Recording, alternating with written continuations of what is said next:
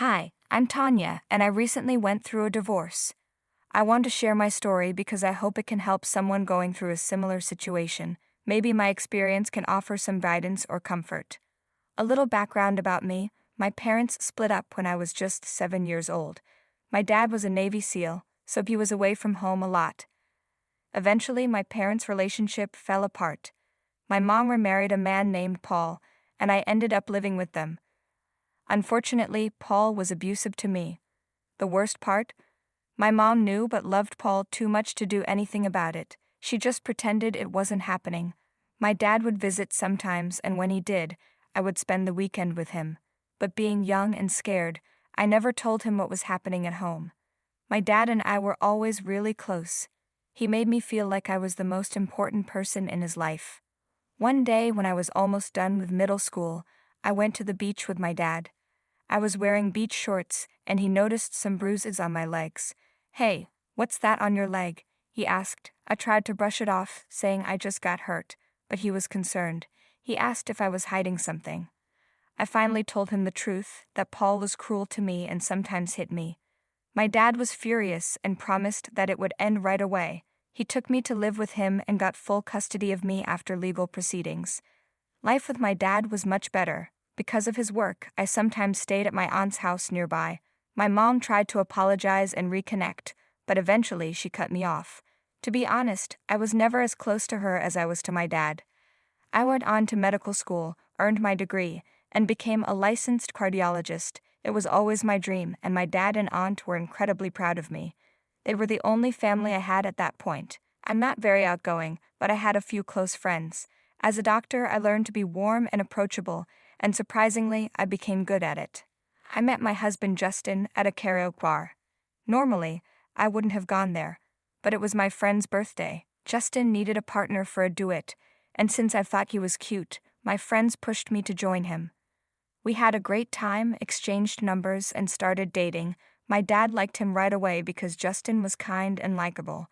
He worked as a marketing assistant in the corporate world and gave me the love and care I had missed before my dad took me in.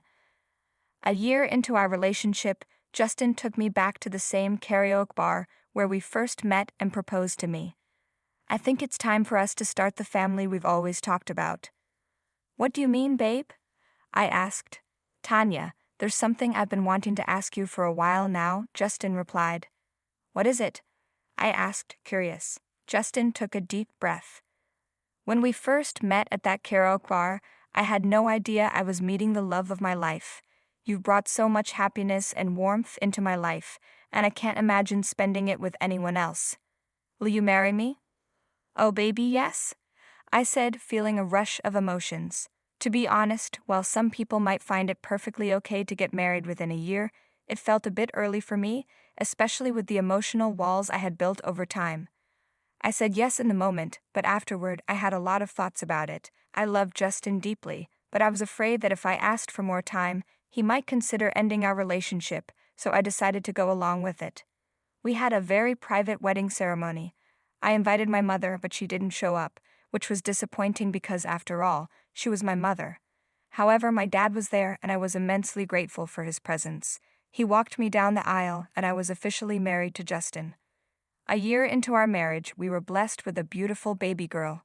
I remember after my delivery, the room was filled with balloons and flowers as everyone came to visit: my dad, Justin, and his parents. As a new mother, I decided to take some time off work to be with my daughter. That early time with Amanda was incredible, and I still cherish every moment of her babyhood. There's truly nothing as beautiful as bringing a child into this world. It's a testament to the wonders of life. Justin was working during this time, but eventually I had to return to my job. Justin was amazing as a dad. He had a knack for being super playful and gentle with our daughter. I mean, the guy would even let her put makeup on his face. He was a real sweetheart as a dad. But here's the thing: with both of us going back to work, we decided to hire a nanny to look after Amanda. She was a little bundle of energy, and we wanted her to have the best care while we were away. After some time, I got pregnant again, and then, out of the blue, came the big surprise. The doctor told us we weren't just expecting one more addition to our family, we were having twins. It wasn't exactly what we had planned for, but it brought a huge amount of joy into our lives. Little did we know that with the arrival of our children, the dynamics of our marriage were about to change. Justin never openly said it, but I started to sense that he wasn't thrilled about the fact that I earned more than him. I really picked up on this when our friends Carrie and Dylan came over for dinner during my third trimester. "So how are you guys feeling about the babies on the way?" Dylan asked. "Oh, we're excited." "A little nervous, but mostly excited," Justin answered. "Speaking of babies, have you guys thought about names yet?" Carrie asked. "Yes, we've been brainstorming. We want something unique, but not too out there, you know," I replied. "Any favorites so far?" Carrie continued. "We've tossed around a few ideas, but we haven't settled on anything yet," I said. "How about family names? Those can be really meaningful," Carrie suggested. "Absolutely. We've been shopping a lot lately, looking at strollers that can accommodate multiple babies. It's been overwhelming, but we'll figure it out," Justin added. "It's amazing how much stuff you need for 2 babies, right?" Dylan said. "Tell me about it. Our checklist keeps getting longer," Justin replied. "Tonya, do you miss being at work?" Carrie asked. "A bit," I admitted. "You know, being a doctor is tough, but when you treat people and help them, it just feels so good to see their smiles." "Wow, a corporate worker and a doctor. Do you even manage to find time to make all these babies?" Dylan joked. "Ah, come on," Justin laughed, but then Dylan added, "I'm pretty sure your wife must be the money bag in the house, huh?" "Well, you know how it is, Dylan," Justin replied with a forced smile. "I actually earn more than Tanya. Ask crew this, let's bring out the dessert," Justin said casually. I couldn't believe what I was hearing. Why would he lie about something like that? After Dylan and Carrie left, while we were doing the dishes, I decided to confront him. "Justin, can we talk for a moment?" I asked. "Sure, what's on your mind?" he replied. "You said you earn more than me, that's not true, is it?" "No, it's not true," Justin admitted, looking down. "Why on earth would you lie about something like that?" I asked, feeling confused. "I don't know, T, I guess I was just embarrassed. It felt awkward," he said quietly. "Embarrassed? I had no idea this was such a sensitive topic for you," I said, trying to understand. "I'm not sensitive, T, I'm a man, and I should be the one in charge," Justin snapped. "You've never complained about it before. What's got you so worked up now?" "I just don't want people to think I'm some kind of loser, okay? Justin, if it works for us, it works for us. Who cares what other people think?" "Yeah, whatever," he muttered. His response left me feeling uncomfortable. It came across as somewhat misogynistic. What was the problem if our arrangement worked for us? I never had an issue with having a husband who contributed less financially. After all, money isn't what keeps a family together. At that point, I had a lot on my plate, so I didn't dwell on it too much. 2 months later, the big day finally arrived. My pregnancy had been complicated, but eventually I gave birth to twin baby boys. I held my precious little boys, Abe and Leon, with both hands in the hospital bed. "Our family feels complete, baby. You've made me the happiest man alive. I love you," Justin said, beaming. "It wasn't all me, babe," I replied, smiling. "Amanda, look at your baby brothers. Aren't they so cute?" I asked, turning to our daughter. "Baby brothers," Amanda asked with wide eyes. "Yes, sweetheart. Do you want to sit next to Mom?" I offered. "Yes," she said eagerly. "Say hello to your baby brothers, Amanda," I encouraged her. "Hi," Amanda said softly. At that moment, I felt an overwhelming sense of contentment with my life. I dreamed of being the best mom to all my kids, something I never got from my mother. My deepest desire was to provide them with everything they wished for and shield them from all the bad things in the world. Soon after, we took the babies home, and the nursery was all set up for them. Justin and I both took some time off work. When Justin eventually returned to the office, things got really tough at home. Juggling the care of the babies and Amanda was exhausting, and we were in a tight spot financially. Things weren't exactly rosy. I had a strong desire to give my family the best of everything, and I had the means to do so, but we also needed a parent at home to take care of the kids. It was a challenging situation, and we needed to find a way to make it work. The issue was the significant income gap between us. Justin brought in only $30,000 a year, while I earned $150,000 a year. You could see the difference. From my perspective, it made sense for me to continue working. I had a good career and a well-paying job with potential for salary growth. I thought I would talk things out with Justin, and he would understand my viewpoint, but things didn't go as planned. After dinner, Justin and I were in the twins' room, checking up on them. 3 kids. We always planned for 2, but I'm not complaining. They're so cute, Justin said. Yeah, they are. Well, I want to talk to you about something, I began. Sure, what's on your mind? He asked. We need to secure all our kids' futures, you know. I know I might be thinking too far ahead, but we can provide them with better opportunities. We can even help them with their college if they need it, I explained. You're right, Justin agreed. If I continue with my job, we can save more. And if I work for a few more years, I'll likely get a raise, I said, feeling hopeful. That would be amazing, but who will stay with the kids at home while we're working? Justin asked. What if you quit working and stay home to take care of the kids? I suggested. Are you kidding me? No way, we get along with them so well. Justin responded, looking shocked. What I mean is, I am the man of the house. Just because you have a higher paying job doesn't make you the decision maker, Justin said, his voice growing tense. Justin, are you kidding me? Can't you see we would have a better life if I went to work instead? Seriously, is your ego that fragile that taking care of the kids makes you think you're less of a man?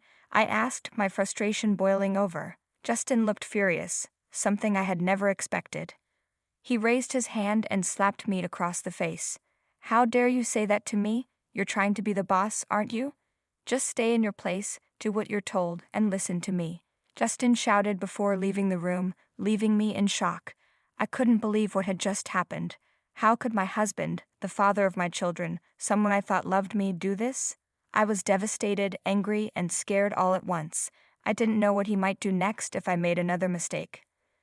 That night I couldn't sleep. I spent the night on the couch, thinking about my options. I knew I had to leave this marriage, not just for me but for the kids too.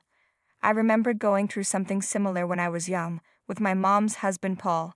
My dad had taught me what a real man should be like after that experience. Suddenly, one of the twins started crying on the baby monitor, and it hit me. The baby monitor in the twins' room must have recorded everything that happened. I had proof. The first thing I did was save the footage, and then I started forming a plan.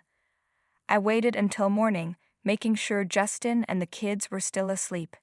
Then I called my dad. Good morning, Bunny, my dad answered. Hey, Dad, you're calling me so early today. Is everything all right? No, Dad, something happened last night. I need help, I said, trying to keep calm. What happened? Are you safe? My dad asked, his voice full of concern. For now, yes. But last night Justin and I argued and he slapped me, I explained. What? How dare he? Why did you wait all night to call me? He exclaimed. I didn't know what to do, Dad, I admitted. Sweetheart, remember what I've always said. I'm here for you whenever you need me. I mean it, he reassured me. Well, Dad, the thing is, all of this happened in the twins' room, and it was recorded on the baby monitor, I said. Bingo, we have proof. We're going to get him. I know some people in law enforcement. Honey, stay put. Where is Justin right now? He asked. He's still sleeping, I replied. Send me that video and get the kids ready. I'm coming, he instructed. I quickly woke up Amanda and gathered the twins, packing a bag for them. I forwarded the recording to my dad and waited anxiously in the living room. Just 15 minutes after the phone call, there was loud knocking on the door. As I approached, I heard Justin coming down the stairs. Who's at the door?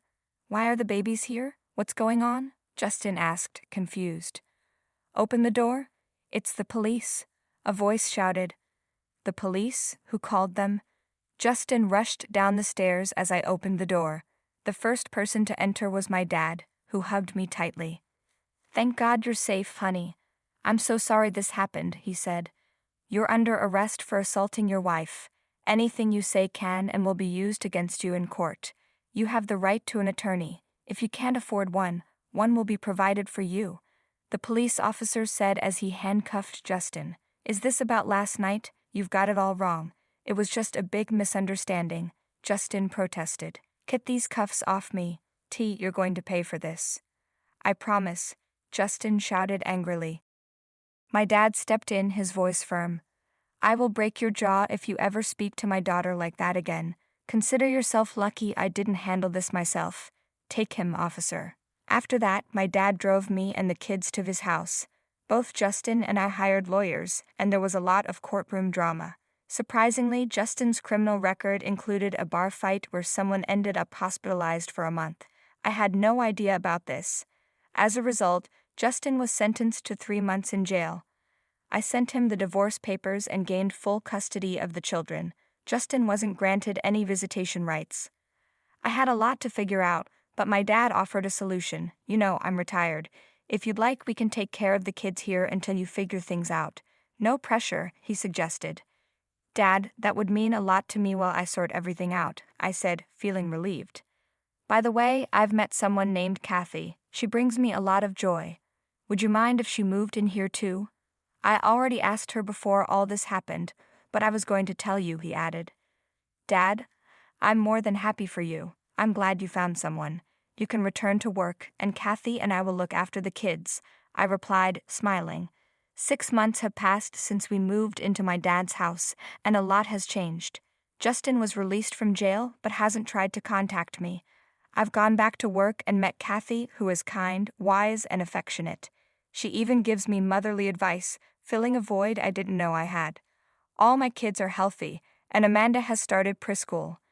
I know I still need time to fully heal from everything, but I'm grateful for what I have. For now, I'm focusing on my work and my kids.